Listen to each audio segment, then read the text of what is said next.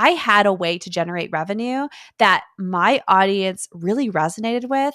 And then I didn't have to worry about the thing that I dreaded.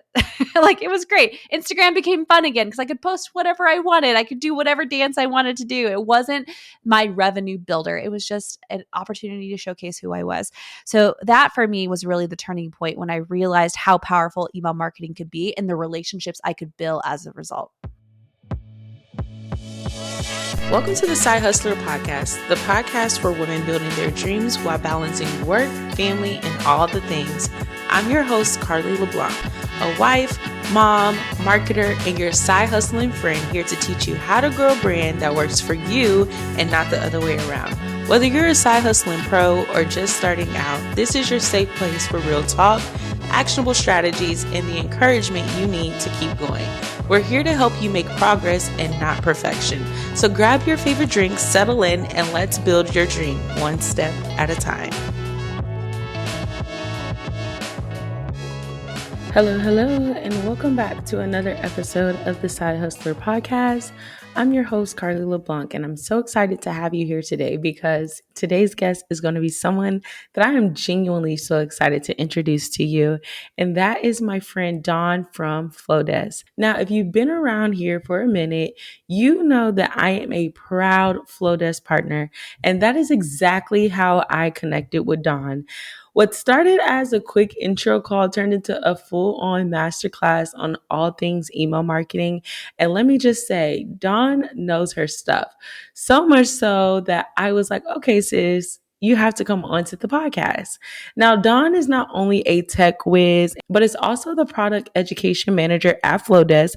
But she also built her own 6-figure photography business and creative brand by mastering email marketing, all while side hustling her way out of corporate. So if email marketing has ever felt confusing or like something you keep putting on the back burner, then this episode is going to be just for you because we're going to be diving in on how to grow and nurture your email list, the power of segmentation, how to actually get people to open your emails, hello, click-through rates, and why it's not about having a big list, but it's about having an engaged list. So grab your coffee, grab your notebook, or whatever you're doing today, because this episode is going to be full of gems. So let's get into it.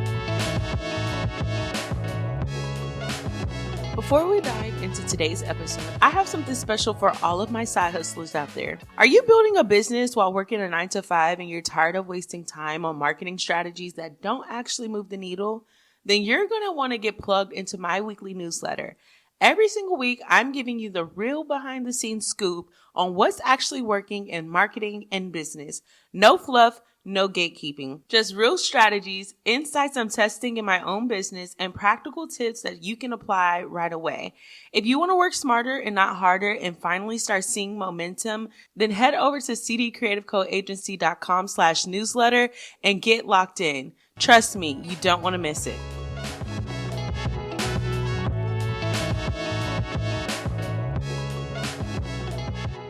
Hello, Dawn, and welcome to the Side Hustler podcast. Hi, Carly. I am so excited to be here. Thank you for having me, and I cannot wait to dive into all things email. Yes, I'm super excited to have you here. So for those of you that don't know, Dawn is actually a new friend of mine.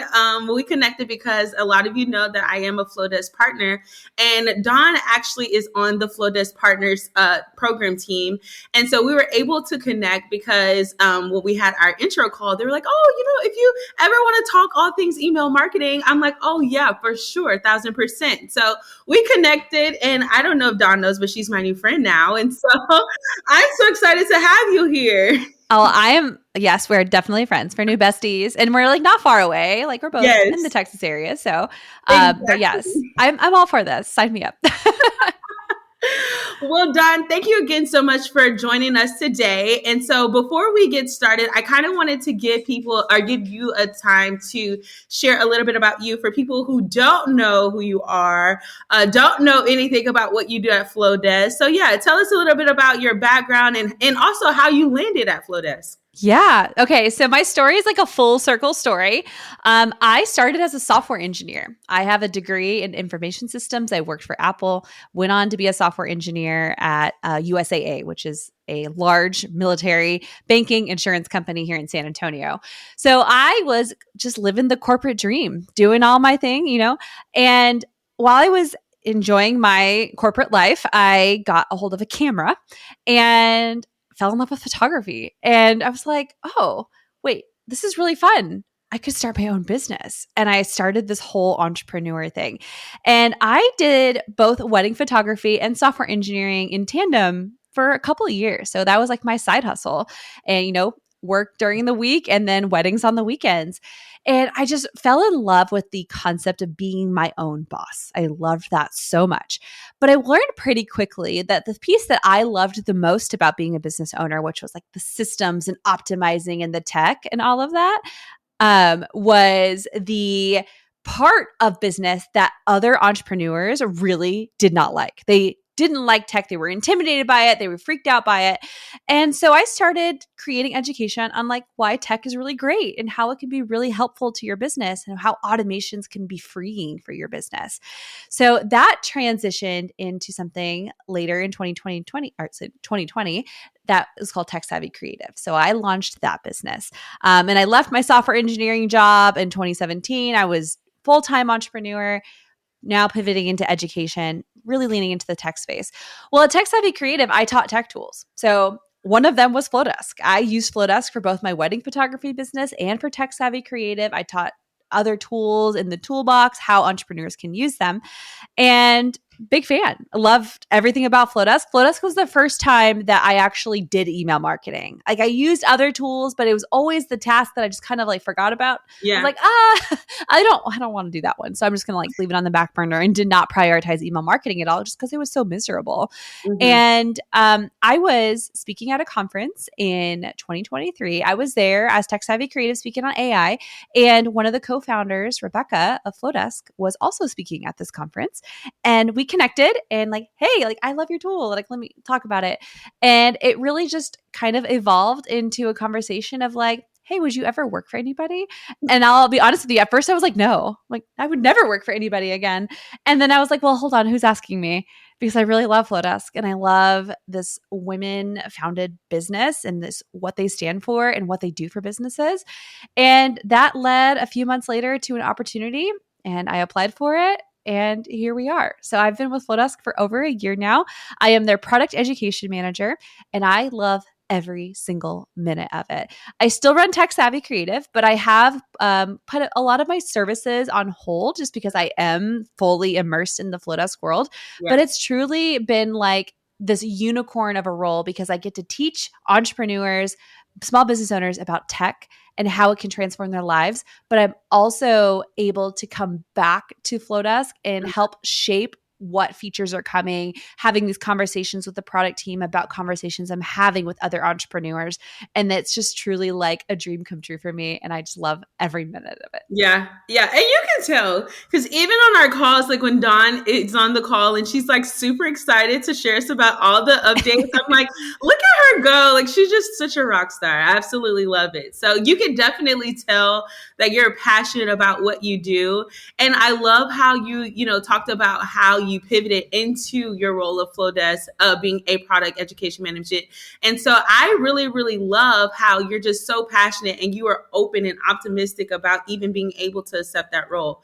And then another thing I really love is that you honed in and talked about how, you started your entrepreneur journey of side hustling, Yes. And I feel like that is also one of the reasons why I really wanted you to be on here, because even after we connected and had our coffee chat, you were telling me about your experience. And I'm like, this is just so amazing to see so many women that are like, no, like I actually started, side hustling, and it gives them a time to like reflect back on, at the beginning stages of their entrepreneur journey. So I absolutely love that. Now, I know you were talking about how, at the beginning, like email marketing was this daunting task that you just like kind of was like, on the back burner. But as you mentioned, when you started working or using Flowdesk, like you absolutely love Flowdesk. Like, what do you feel like, or how do you feel like integrating email marketing into your business was changed the way that your business was able to work and function? Oh, I love this question. So for me, it was really deepening the relationship. So Mhm. I feel like a lot of entrepreneurs, side hustlers put so much emphasis on the Instagram, the social medias, how you're showing up online. Yeah. And that is important. It is important to show up, to have a presence online. But I wasn't connecting with people there. It was just Mhm. very surface level. Look at this wedding I shot, or like these smaller stories here and there. But what I learned was when I emailed people, it was a lot more intimate. Yeah. Not only was I able to have these deeper conversations with people, I was able to have the right conversation with the right person at the right time. Mhm. And you can't do that with social media. I Yeah. can't be like, only show this to potential brides or only send this to parents of seniors or whatever that situation might be. But in email marketing, you can. So Mhm. you can get the right message in front of the right person that builds trust from the consumer on that consumer side because they're like, oh, she's talking to me. She has exactly what I need. She understands where I'm at. And not only does that lead to more trust, but it leads to more revenue because Yeah. people are more willing to buy from you. They want your service because they Mhm. feel like they're understood. And that is so important. And when I finally realized that, not only was it so helpful because I was generating six figures from my email list in my photography Mhm. business, but I was able to launch something to my email list, which was not big, guys. Like, we're talking like 250 people. Like, it wasn't this Wow. massive list. Yeah. And they would sell me out of my services before I even needed to think about Instagram. And Yeah. that was so freeing for me, was like, I had a way to generate revenue that my audience really resonated with. And then I didn't have to worry about the thing that I dreaded. Like, it was great. Mhm. Instagram became fun again because I could post whatever I wanted. I could do whatever dance I wanted to do. It wasn't my revenue builder. It was just an opportunity to showcase who I was. So that for me was really the turning point when I realized how powerful email marketing could be and the relationships I could build as a result. Have you ever found yourself stuck on what to post or struggling to stay consistent on social media? I've been there, and that's exactly why I created this free guide called 30 Days of Done For You Social Media Prompts for Personal Brands. This guide is loaded with prompts to get your gears turning so you can have a gallery of content to create for your brand and never stress about what to post again. And you can grab it right now at cdcreativecoagency.com/content and start creating content that connects without the stress. Yeah, I love that. And I know you're talking about how, in your photography business, you were like, okay, if I have something, I want to send this to just parents of seniors or, future brides. Like, talk us through your strategy on how you were able to build those types of audience or even attract those types of people, because those are two different audiences, And so, for people that have like multiple groups of people that they serve, what was your strategy on being able to capture those people to be a part of your email list? Yes. So I think a really important part of email marketing is don't rely on one entry point. Okay. You want to meet your potential client wherever they are, whenever they are viewing it, whether it's a blog post or it's on your homepage or if it's from your Instagram, wherever that is, you want to meet them there and offer them something that's exciting to them. So if I am talking, let's say I had a blog post about like my top 5 locations for an engagement session. Okay. Mm, If you're reading that post, you are very likely in your engagement season, right? You're mhm, somebody that is probably getting married or thinking about getting married. So I'm going to offer an opt in for that person, mhm. that audience member. Maybe it's like a checklist of like, get these free tips for having the best engagement session ever.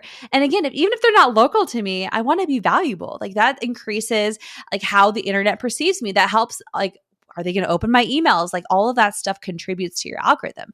Or if I am, let's say I have a page on my website that's about seniors and like getting ready for your senior session, maybe I offer a guide that's like mom's guide to your son's senior session because senior boys are harder to photograph than girls a lot of times just because they don't want to be there. So if I can offer something that's really encouraging or enticing to a mom, well, okay, if somebody downloads that opt in, I can pretty reasonably say that they're probably a parent and it's Yeah. probably a mom of a senior boy. Yeah. So I can segment them into those audiences based off of the things that they're opting into. Mhm. It can also be as simple as like maybe you have a simple form that's just like, hey, join our VIP list. And then in that form, I ask what we call form preferences in Flowdesk. That's like, tell me about you. I am a parent, bride, groom. Like you can give them different checkboxes and they can opt into those different segments and that segments them that way. So this is all different ways to do something called segmentation. And that is such a huge, important piece of email marketing. That's really where the power is. And there's so many different ways to do it. Over at Tech Savvy, a very different business. Like I'm not photographing like families at this point. But one of my most powerful ways that I do segmentation is through my quiz. I have a quiz through Interact. It's a quiz to help you figure out what Mac you need to buy for your business. Every business owner uses different software, requires different power from your computer. So I'm here to help you figure that out. Now, in that quiz, there are questions that ask me about, like, I ask you about what you do. I ask you about what software you use. I ask you about, like, are you an educator? I ask you about tools that you use. Some of those questions do help me pinpoint you to the right answer. But a lot of those questions are just there because I'm trying to segment you. Yeah. I'm trying to segment you and get more information about you. Because here's the thing. If I find out that you want a MacBook Pro, like that's the answer that you get in the quiz because of your questions. And Apple turns around and releases a new MacBook Pro 6 months later. Well, guess who's getting an email about Apple's new release? Yeah. You know, I have an audience that's primed, ready. They know that they need a MacBook Pro. Guess what? Apple just came out with one. Let me be the first to tell you about it and what you need to look out for when you're buying it. Building that trust by getting the right message in front of the right person at the right time. So that was a really long-winded answer, but so many different ways to do it. No, and I love that because, you know, sometimes like even for myself, like with me having my content creation agency, I'm a local business because I typically, you know, work with local entrepreneurs. And so, you know, there's several times where at the beginning I was getting people like all over, you know, that weren't specifically in Houston, but they still fell into those categories. And so you're still able to provide value to those people, even though, you know, they're not local to you. And that's really what it all boils down to. And so I really loved how you honed in on that. And you were talking about the different ideas of the guides for the, you know, shoots and things of that sort. That's amazing. Yeah. So I kind of wanted to get into, you know, the whole idea that people think that they need like a huge email list to even be able to convert people into paying customers. Like you said, you're able to build your 6-figure business with 200 people on your emailing list. And so when you talk about like building your email list, what do you feel are like some of the most key important things that you should consider when it comes to you trying to build your email list to be able to eventually turn those people into sales? Sure. Okay. One thing I want to start off with this question, okay? Because I feel like a lot of people ask, like, how do I make my email list bigger, right? I want more subscribers. When it comes to email marketing, more is not always better. Okay. So if you're somebody thinking about buying an email list somewhere, don't do it. Just don't. It's not worth it. I didn't even know that was possible. If you can, like you can buy Instagram followers, you buy everything. Girl. Well, yeah, I know you can buy followers, but I didn't think people would even, I mean, I don't know how beneficial that would be because then it's like you're getting random emails from just random people, which that happens a lot, but you know. it's not good. And it's not good. Don't recommend it. It's more common in some industries than others. Maybe not so much in the small business industry, but it is something that happens. Don't do it. It's not worth it. You will be flagged. It won't be helpful to you. Save your money. So what I want to debunk here is that the big list is the ultimate goal here. The ultimate goal here is actually the engaged list. Okay. 200 extremely engaged active subscribers is far more valuable than 1,000 subscribers where only, you know, I don't know, a fraction of them are engaging. You know, like you want the highest engagement. Now, that also impacts you in like an algorithm type way. Like if Google sees that only 50%, or we'll go with a small number. Let's say Google sees that only 10% of your audience is opening your emails. Well, they see that only 10% of your audience is opening your emails. Mm-hmm. Are you more likely to land in the inbox versus the promotions folder versus the spam folder? Like that's taken into account, okay? But if I send a list or if I send an email to my list and I have an open rate of 50, 60, 70, 80%, Google's like, "Oh, people actually want to read her emails." Yeah. I'm more likely now to put it in a place where it's going to be more visible. So that is really important, okay? So I just want to preference this. Like we'll talk about list building and stuff, but quality list building is the goal here. Exactly. So different ways to do it. You always want to offer some type of incentive in exchange for their email address, okay? Having a list or like join my email list, that's great, but what are they getting out of it? You know, like their email is still like a personal, private thing. Like you are showing up in a very intimate place in their life. My friend Molly, she told me on this webinar one time, like she sees it as like really intimate because you are landing next to their bills and their vet appointment reminders, and all of a sudden it's you. Yeah. Like you're showing up in a place that's really kind of a private place. So you want to respect that, and you want to bring them value. So couple of things. You want to offer them value. So whether it's in exchange for some type of opt-in, whether it's VIP access, that was always my thing. Like get early access to sessions or be the first to hear about XYZ. Working on an evergreen year-long tech tip series right now. Like get a weekly tech tip in your inbox that helps your small business life. Quizzes are really popular. Any guides, information, discounts, coupons, like those are also really popular. Beta access, early access. So many different ways to do that. And there's also different places to show up. So earlier I mentioned like showing up on the homepage, like have a pop-up, blog post on your Instagram. You guys, ManyChat is amazing. We love ManyChat. Have people, comment a certain word and you DM them a link to your Flowdesk form. That is a really powerful way to build your email list. And I get hundreds of new subscribers a month from old ManyChat automations that are just kind of coming to the surface because they search for something or whatever that may be. Pinterest is really powerful. There's just so many different ways. And again, the goal is to one, offer something of value, but two, show up where they are. Where is your audience? Are they in Facebook groups with moms? Like, is it in your neighborhood Facebook group? Is it in your community group? Is it on these podcasts, talking about an opt-in, like, hey, get my free toolkit here. Again, so many different places. Show up where the people are, give them an opportunity to get something valuable from you in exchange for their email.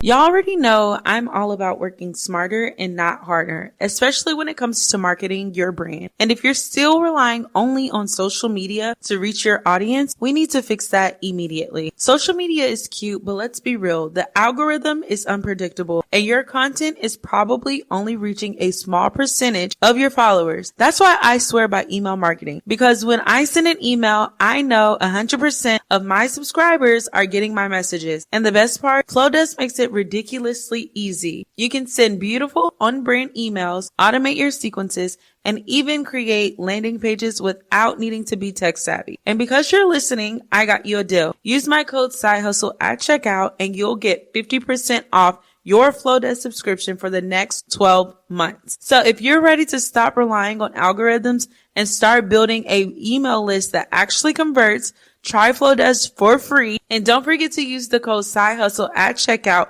for that exclusive 50% off. Yeah, I love that you hit that, because I think about when people have on their page like, oh, join my mailing list. And it's like, well, what are we getting if we give you an email? It's like, I know. And one unique thing that I saw someone do was like they host these like monthly virtual co-working sessions with like other mompreneurs. And I'm like, that is brilliant. And so smart. Just like opt in, you get access to join our virtual co-working sessions with other mompreneurs. And I'm like, this is genius. So heavy on the value in exchange for the email. No one's just going to randomly give you an email address if they're not expecting to get value from you, or they may give you an email that they never check, just to get that too, which hurts you.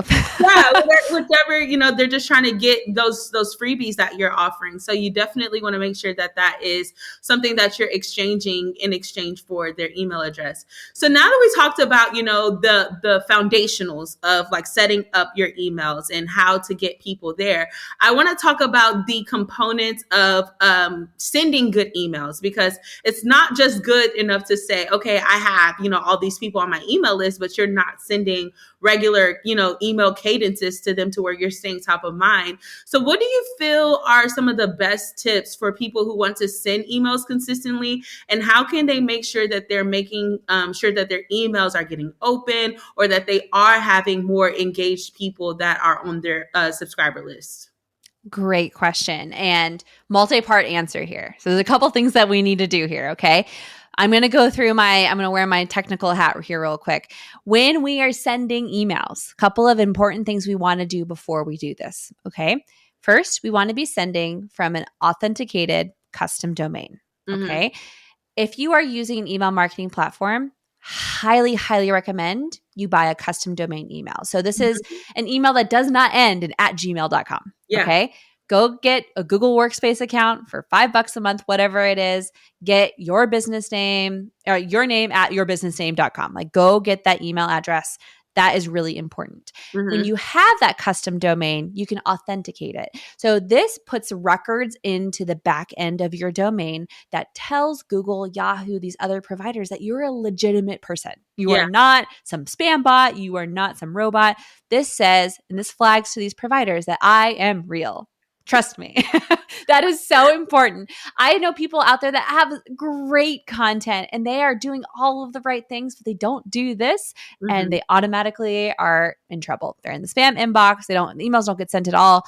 It's something you want to do. So that's number one. Number two is we want to make sure we're sending to a good list. Okay. Again, if you have 1,000 people on your list, but nobody's engaged, nobody's opening your emails, that's not very valuable. Okay. Those metrics matter. So clean your list. I recommend doing this about every 6 months or so. Go in and see who has not opened your email in 6 months. Take those people. If you want to try to re-engage them and see if they, perk up or want to stay on your list, that's fine. Or you unsubscribe them or delete them. Up to you. But again, we're getting rid of the junk. We don't want low quality subscribers. That just hurts us in the long run. Okay. So I've authenticated my domain. I have cleaned my list. Now, depending on my list size, like I want to make sure I warm my list. So I want to gradually start emailing my audience with my most engaged people first to build that trust with Google's, the Yahoos, things like that. So I'm going to send, let's say, a newsletter to my 50 most engaged subscribers. And they're my most engaged subscribers. They're going to open my email, right? Yeah. So I just sent an email and 100% of them opened it. And Google's like, okay, who is this? Right? So Google's like, okay, a lot of people opened your emails. I'm starting to trust this person more. The next day you send it to the next 150 subscribers. Okay, good response. Probably a little less because they're not your most engaged, but we're slowly doing this process, building up our send amount. This is called warming your domain. Okay. Again, it's all about building trust with the algorithm. We're trying to tell Google and Yahoo that you are a legitimate person and you deserve to be in the primary tab of the inbox. So that's our goal here, right? Yeah. This can take a couple weeks, but it is so worth it. And you guys, like I've done this to lists of hundreds and hundreds of thousands of subscribers. And you started off with 50. Like we started off with an email sent to everybody that worked for the company and their spouses. Like everybody open it, click on it, right? Like we were just trying to get it started because it was such a big list that we were building. Yeah. And after a couple of weeks, we were sending to multi-hundreds of thousands of subscribers with 70, 80, 90% open rates. That's amazing. That is crazy town. But we got rid of the people that weren't engaging. We focused on warming our list slowly and we kept an eye on it, making sure that nothing got flagged or anything weird like that. And we warmed up that domain and that set us up for success. So now we can keep our consistent cadence and we are going to see really good results. We're landing in places in the inbox that we want to land. And that is really important. So don't discredit the domain warming. Also, this is on the same token. Like if you're somebody that doesn't email your email list ever, and then it's like Black Friday, and you're like, oh, I'm going to email them about a Black Friday sale, and you just blast your whole email list. Well, guess where you're going? You're going straight to spam because you have not told Google any reason to trust you. You have not been consistent. You have not done the right things. So if you are somebody that has not emailed your list in a while, normally like 6 weeks is my threshold of like, oh, you should probably start warming that up again.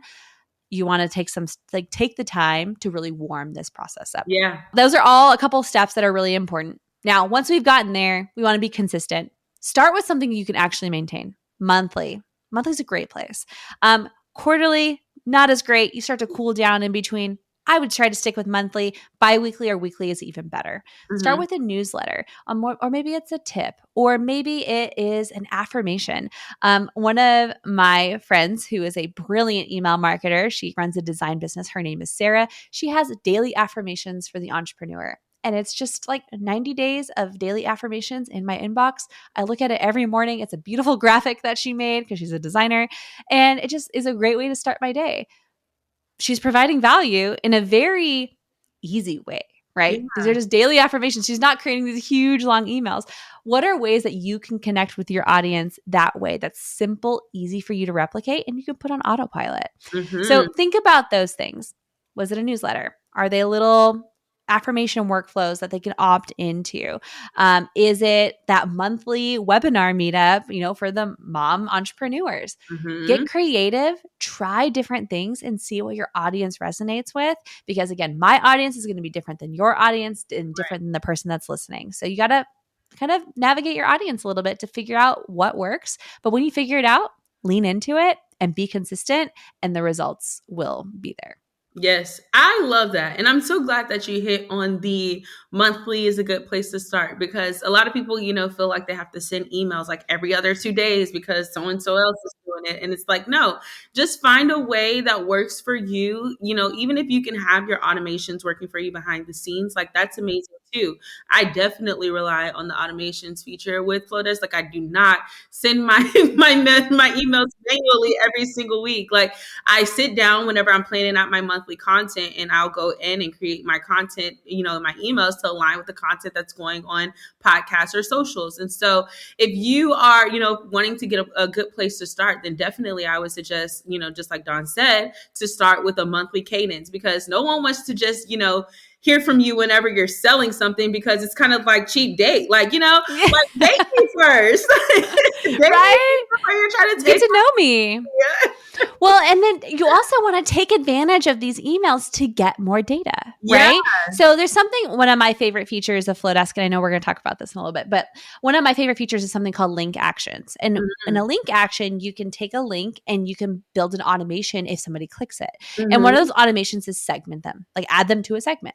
Okay, well, if somebody just clicked on my button about learn about Flowdesk, I can segment them as interested in Flowdesk. So when I have content about Flowdesk, guess who's getting an email?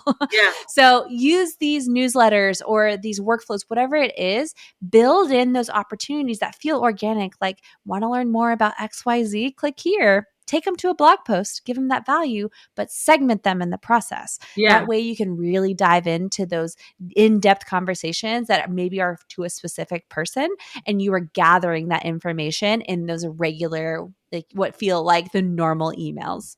Yeah, that's so good. That's so good.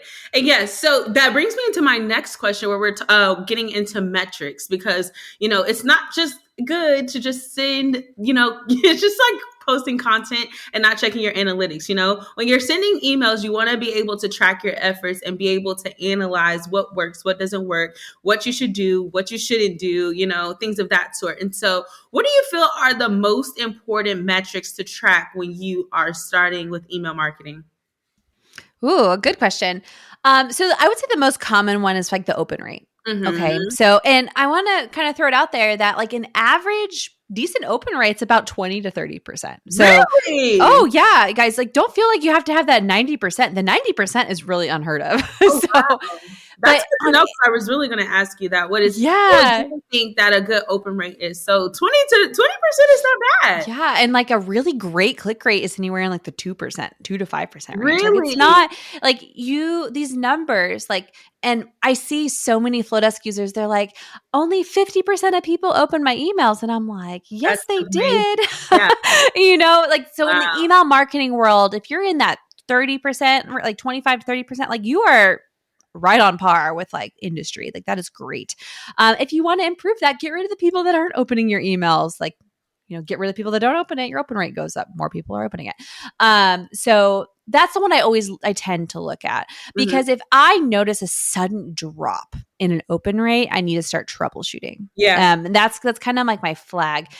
For example, I put myself in jail before I knew better. I had started, and this was also an interesting time because it was early 2024. So the embarrassing part was like right after I started at Flowdesk. I didn't know better yet. But it was right when Google and Yahoo implemented a lot of changes. So the authentication was a piece and all of this stuff. And I like turned around one day, and I would say I had an open rate of about 50 to 60%, like pretty consistently. It was pretty nice. Like I was like, okay, this is cool. And then I blasted out an email about some like collaboration I was in to my whole email list. And guess who got put into spam jail? Like real fast. Like I got like a 8% open rate or something. I did not follow any best practices. I was also learning about them at the time when I was coming onto Flowdesk and learning about how all of this worked. But I hadn't emailed my list in like a year. Oh, and wow. I just like showed up and I'm like, I'm going to blast all 3,000 of my subscribers.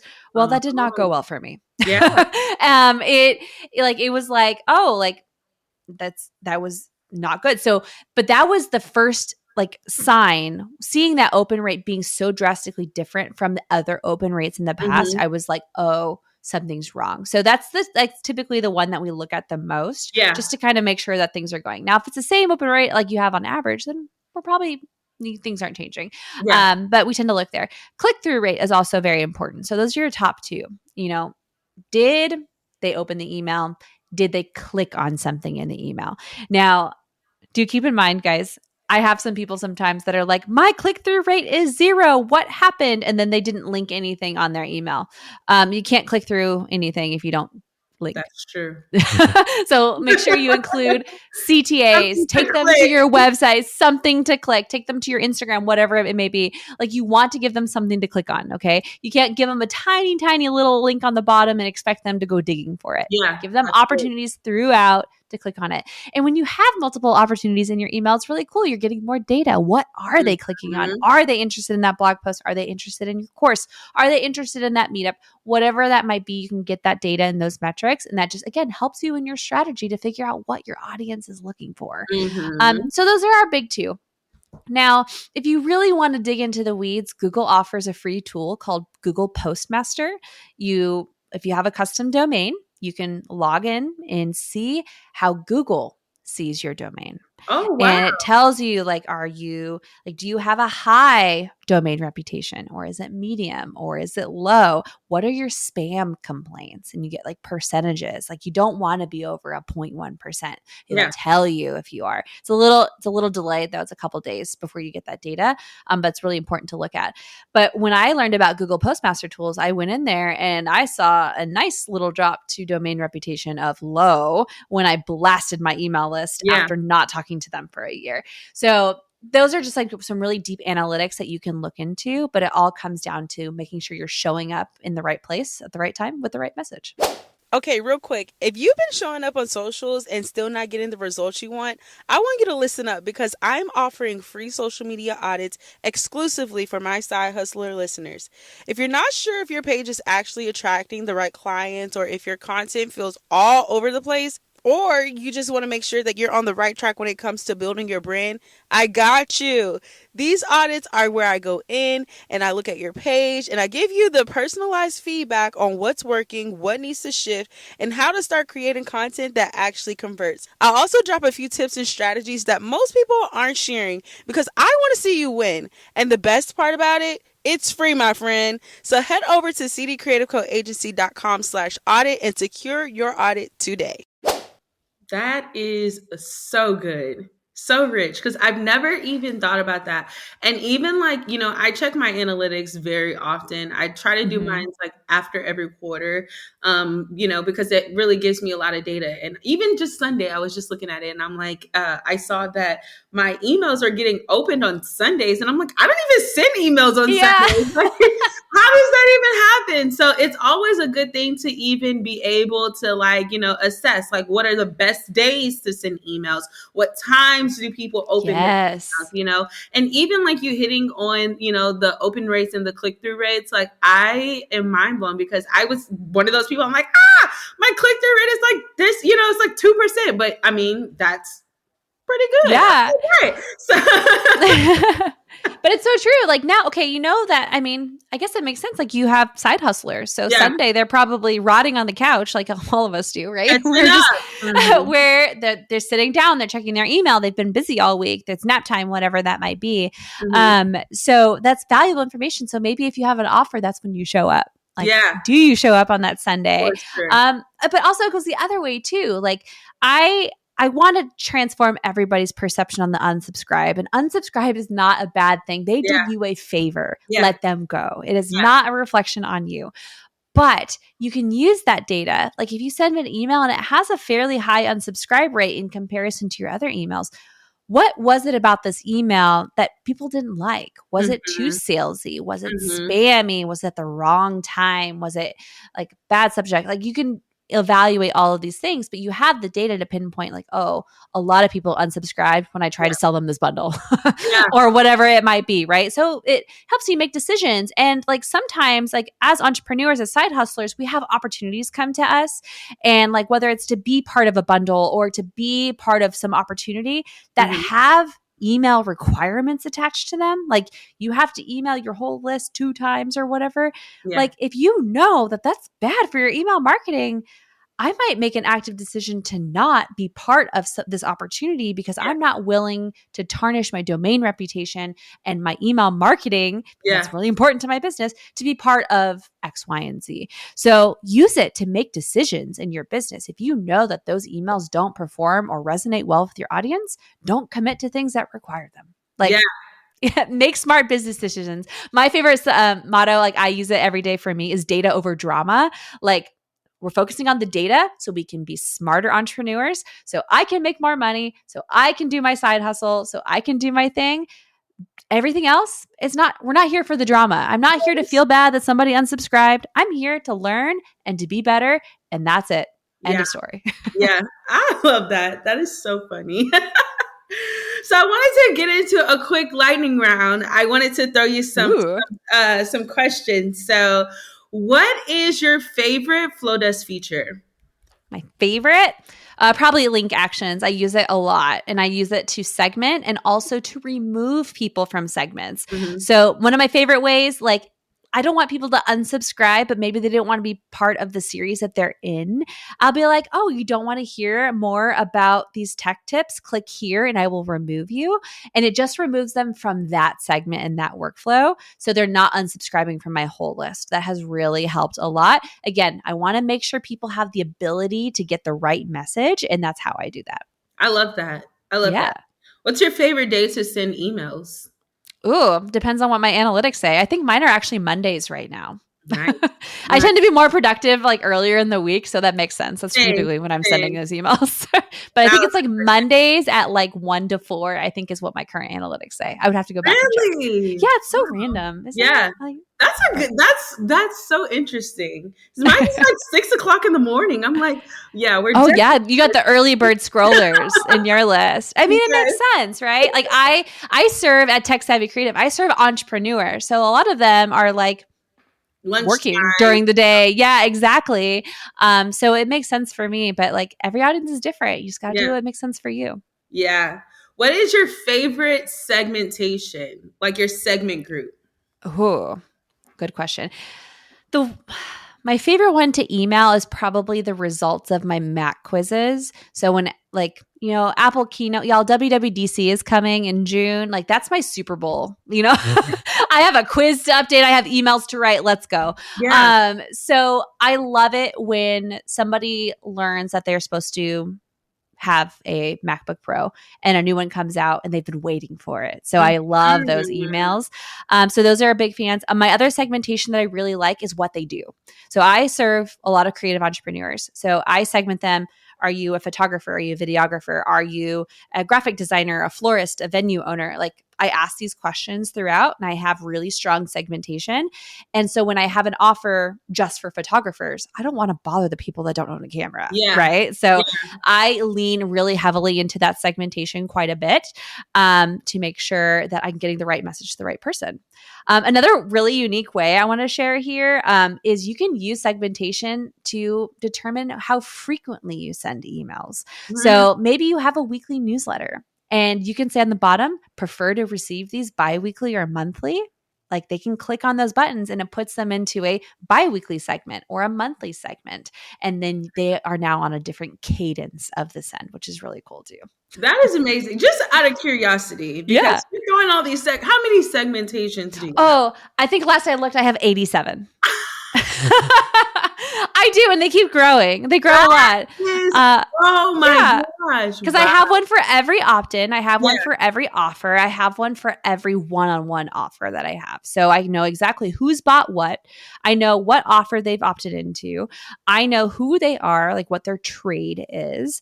That's what I call it. It says trade, and then it says photographer. Like that's how I label it. Wow. Frequency. I was also collaborating with my friend Erin at the Creative Educator Conference, and she talked about offering segments that determine for accessibility purposes. Do I want plain emails versus like pretty emails? Oh, wow. And which was really brilliant. So I can say use these link actions. Say, I would prefer this in a plain text format because somebody that is using different accessibility tools might prefer just plain text rather than all the designs and the graphics and the colors. So I can offer the same email in just a plain text version versus a pretty version. And I'm going to send the plain text version to those who have opted in to the accessibility segment, or I send the regular version to those who haven't. So really cool ways of again, serving my audience where they are, learning about them, and little tweaks, like making accessibility tweaks and using correct accessibility things is really easy, but it's so impactful for your audience. So leaning into things like that. So I have segmentation for that now because I learned all about that from Erin. Listen, my mind is blown right now. I have so many. Okay, my last question is your favorite lead magnet type? Quiz. Hands down. The Interact Flowdesk integration, I think, is one of the best integrations out there. And I will shout the Interact team from the rooftops. It is my highest converting opt-in by far. Nice. Now, with the quiz, though, it's not enough just to be like, what Disney character are you? Or what kind of senior are you? Those are fine, but they don't bring value, right? With my quiz was a monster. It has 12 different results based off of all these questions. It's a big quiz. But it solved a pain point for my business, which was I was tired of getting these DMs of people asking me what Mac to buy. I kept getting these DMs and it was always the same thing over and over again. And I can tell you exactly based off what you do, what software you need. This is the answer. So I turned it into a quiz. So now every time I get that DM or anytime somebody asks about it in a Facebook group, they now get a quiz. They get invited into my email list at the end. I give them a landing page of all of the information they need to know. So I provided them value. I am building trust, and I am not answering the questions anymore in my DMs. So it was a win-win-win, and it is by far my highest performing opt-in and brings in hundreds of subscribers a month. Wow. That is amazing. That is amazing. Well, this has been great, Dawn. And I feel like Yes. you have literally thrown me for a loop. Like now I'm like finding ways to go segment my audience even Yes. further. Because I was like, I have like, I want to say maybe like 12 segments. And I'm like, this is a lot to maintain. But the fact that you like have really put it into perspective, like different ways to really, segment your audience, to really make sure that you are engaging people, that they're staying, if they want to be there, and how you can serve them better. I like chef's kiss. Yes. So good, right? You want to show up and like we've all been there where we get an email about a product that we already buy and it's telling us to buy the product. Yeah. That's not a good look on anybody. No. Don't be that email person. Be smart. If somebody has bought a product, put them into a purchased segment. Yeah. Exclude them from the rest of the emails. All that segmentation does is allow you to make decisions like that. So again, you show up in a way that makes them feel seen, heard, and then they can learn to trust you. Yeah. I love this. Yes. Well, thank you so much for being on the podcast. Oh, thank you. Thanks for having me, Carly. This was so fun. I love this. But before you go, I did want to give you a chance to share where our listeners can connect with you if they have their tech questions and all of this. Yes. Where can they find you? Well, first of all, find Flowdesk. So that's just FLODESK. So we're on Instagram, TikTok, YouTube, and at flowdesk.com. Come check us out.